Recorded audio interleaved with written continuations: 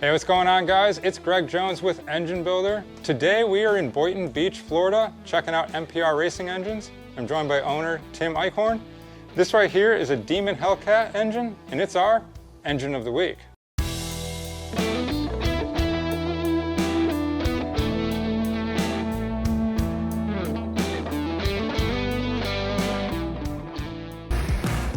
Engine Builder's Engine of the Week is sponsored by Pengrade 1 and L-Ring DOS Original. Tim, good to see you. Good to see you. Yeah, thanks for having us in the shop. No, thanks for coming, guys. You know, we were walking through and we saw that you guys had this, new school Hemi build going together, as well as an old school Hemi build kind of going together here. Yeah. So it was nice to see see the contrast of each of them. For sure. But this one here, this is a Demon Hellcat build that you said a customer brought in with a couple issues that you guys are fixing. So if you would, tell us a little bit about it. Yeah, so this engine here actually came out of it was a modified type Jeep custom deal, looks like a Humvee or something like that. Very cool truck. Yeah. Anyways, gentleman, it was a crate motor. Gentleman burnt up a few pistons in it, wanted to update it to, to handle more boost and everything else. They're gonna upgrade the supercharger and whatnot.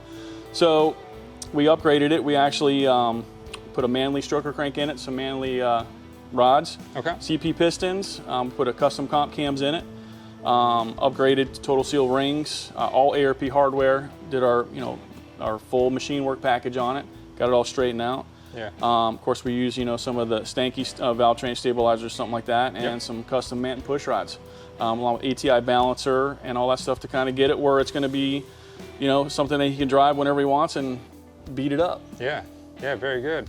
So Tim, you mentioned that he had melted some pistons. What in your evaluation kind of went wrong there for him?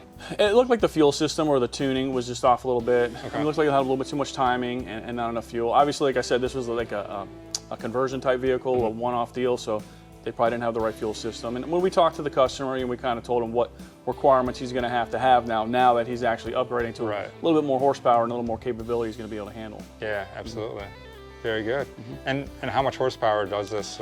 This thing is obviously sky's the limit on this thing. This thing here will probably, it'll be able to handle probably 1,400 horsepower all day long. Oh wow. If the customer decides to make that in that kind of vehicle, man, that's up to him. But man, that would be one hell of a ride if he did. Yeah, for sure. Yeah. And then you mentioned that it's supercharged. What kind of supercharger? He had the factory Demon supercharger on there. I believe they said they were going to put a Whipple type supercharger on it. Yeah, they're going to upgrade to that. Very good. Yeah, those are pretty cool. Yeah, no, it's going to be awesome. And then, again, he's probably doing majority of street driving and stuff. Just kind of. It's more of a show kind of deal. Yep. If you see the Jeep / conversion, whatever it is, man, it's just, that thing is just, it stands out. Yeah. Lifted up, it's black. I think he's got. It almost looks like a Humvee on steroids, but it's a Jeep type deal. It's pretty cool. Very good. Very good.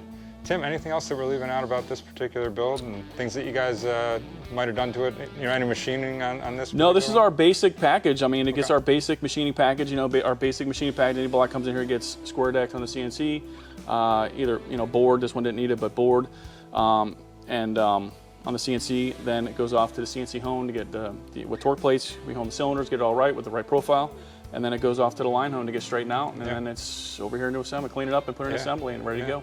Buttoned up and down. Yep. Very good. Very good. Well, Tim, we appreciate you telling us a little bit about it. Thank you. Yeah, Thanks for coming by, guys. All right, guys, that's been this episode of Engine of the Week. Make sure you guys are checking out everything that Tim and his team are doing here at MPR Racing Engines. And as always, make sure you're checking out enginebuildermag.com for more great engine content. Thanks for watching, and we'll see you guys next time. Hey guys, thanks for watching today's video. Hey, while I've got you guys here, I wanted to tell you about Find a Builder. It's a new microsite on enginebuildermag.com that's great for both engine shops and for potential customers looking to get engine work done.